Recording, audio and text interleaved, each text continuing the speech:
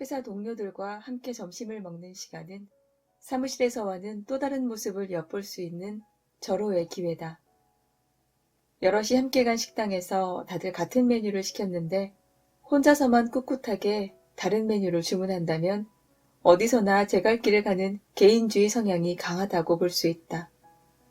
반대로 인원이 적어서 굳이 메뉴를 통일할 필요가 없는데도 나도 같은 걸로 할게라고 입버릇처럼 말한다면 튀는 걸 싫어하고 자기 주장이 약한 예스맨에 가깝다 할 것이다. 주문한 음식을 기다리는 태도도 눈여겨볼 필요가 있다. 손님들이 몰린 시간대라면 주문 후에도 한참을 기다려야 한다. 때로는 예상 시간을 훌쩍 넘기고도 음식이 나오지 않을 때가 있다.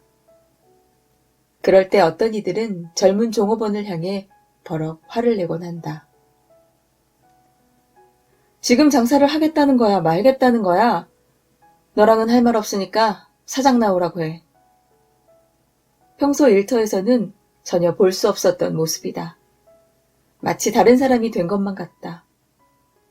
데이트를 할 때도 이렇게 돌변하는 사람들이 종종 있는데 대개는 일상에서 억눌린 것이 많을 때 이런 모습이 불쑥 나타난다. 예를 들어 조직 내에서 하고 싶은 말을 쉽게 꺼내지 못한다거나 상사의 내키지 않는 지시를 꾹 눌러 참고 따르는 경험이 반복되면 자존감이 낮아질 수밖에 없다. 타인에게 인정받고 자신을 드러내고자 하는 욕구가 충족되지 못했기에 자신이 갑의 위치가 된 순간에 그 욕구를 표출하는 것이다.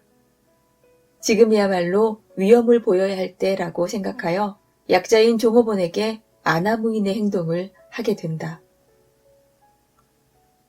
이런 유형의 사람과는 적당한 거리를 둘 필요가 있다. 얌전한 사람이라고 생각해서 쉽게 대했다가는 나중에 어떤 식으로 돌려받을지 알 수 없으니 주의하자. 이런저런 사정으로 점심때 혼자 밥을 먹게 되는 상황이 종종 생긴다. 이럴 때 어떤 방법으로 식사를 해결하는가를 보면 그 사람의 우선순위를 가늠해 볼 수 있다. 먼저 집에서 도시락을 만들어 오는 사람은 자기 관리에 신경을 쓰는 타입이다.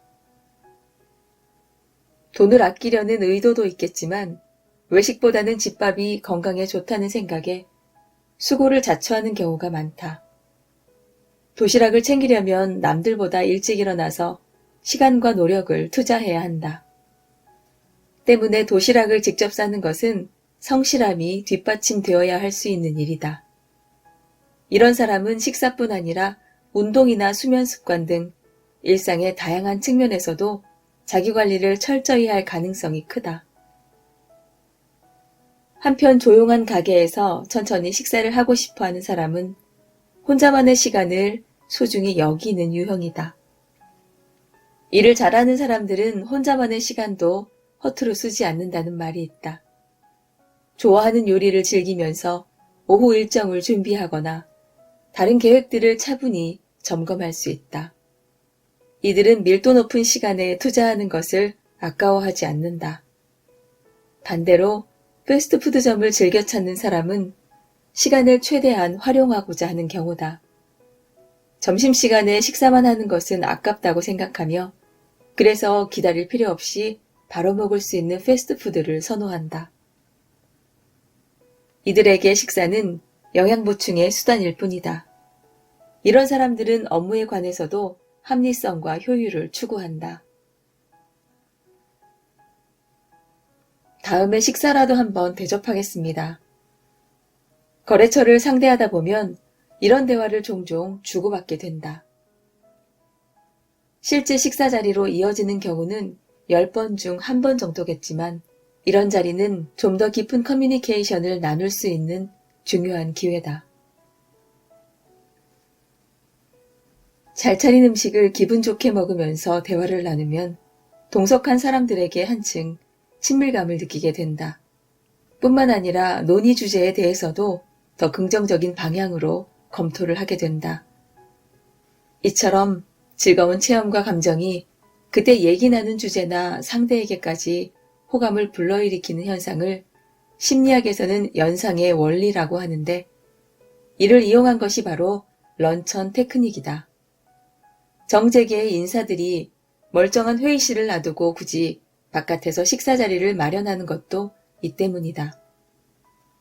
함께 식사를 하면 서로의 거리를 좁히고 교섭을 원활하게 진행할 수 있기 때문이다. 실제로 음식을 먹을 때 설득당할 확률이 높아진다는 실험 결과도 있다. 이 실험에서 연구자는 피실험자들을 두 그룹으로 나누고 암 치료에서 만족스러운 성과가 나오려면 앞으로 최소 25년은 필요할 것이라는 정보를 전달했다. 이때 한 그룹은 과자를 먹으면서 이야기를 듣도록 했고, 다른 그룹에는 아무 음식도 제공하지 않았다. 그 결과 과자를 먹으며 이야기를 들은 그룹이 이 주장에 동의하는 비율이 더 높은 것으로 나타났다. 그러므로 중요한 사람들과 어려운 이야기를 나누어야 한다면 상대 측의 식사 취향을 먼저 알아보아야 할 것이다. 이왕이면 기분 좋은 사람과 함께 일하고 싶다는 건 누구나 마찬가지일 것이다. 이것이 곧 접대의 이유이기도 하다. 업무 외의 영역에서 쌓은 친근감이 업무의 효율에도 간접적으로 영향을 미치기 때문이다. 이런저런 사회 분위기로 이제 접대 문화가 달라졌다고는 하지만 접대 자체가 사라졌다는 이야기는 들어본 적이 없다. 접대 자리에서는 무엇보다 격식에서 해방된 자유로운 분위기가 조성된다. 환경이 달라짐으로 서로를 대하는 방식도 한층 유연해진다. 그러다 보니 업무와는 상관없는 일상적인 주제로 다양한 대화를 나누게 된다. 아드님께서 이번에 초등학교에 들어간다고 하지 않았나요? 맞습니다. 자기만한 책가방을 메고 등교를 하는데 어찌나 귀엽던지. 사람과 사람 사이의 거리를 좁히는 데는 이 과정이 상당히 중요하다. 상대에 대한 배경 지식이 쌓여 평소 일할 때 드러나는 그 사람만의 원칙과 태도를 이해하기가 한층 쉬워진다. 그런 의미에서 접대는 업무의 윤활유라 할 수 있다. 접대도 목적에 따라 종류가 나뉜다. 신세진 것에 고마움을 표현해야 할 때도 있을 것이고, 딱딱한 관계를 좀 더 부드럽게 만들기 위한 자리도 있을 것이다. 목적에 따라 어떤 형태로 자리를 마련할 것인가를 고민하게 된다.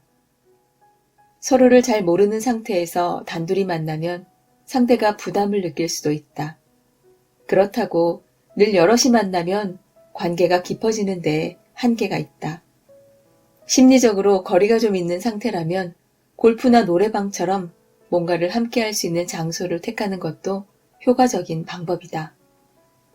친밀감을 쉽게 형성할 수 있을 뿐더러 처음부터 자신을 노출할 필요가 없어 부담스럽지 않다. 다만 상대가 골프나 노래방을 좋아하지 않을 수도 있으니 취향을 충분히 고려해야 한다. 낚시나 경마 등 특별한 취미가 있는 상태라면 그 사람이 좋아하는 활동을 함께 해보는 것도 좋을 것이다.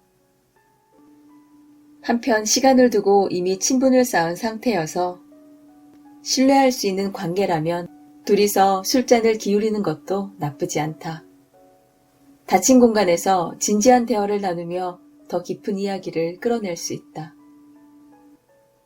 무엇보다 중요한 것은 상대가 무엇에 관심이 있는지, 성향은 어떤지를 파악하기 위해 평소 그 사람이 발신하는 코드에 의식적으로 집중해야 한다는 점이다.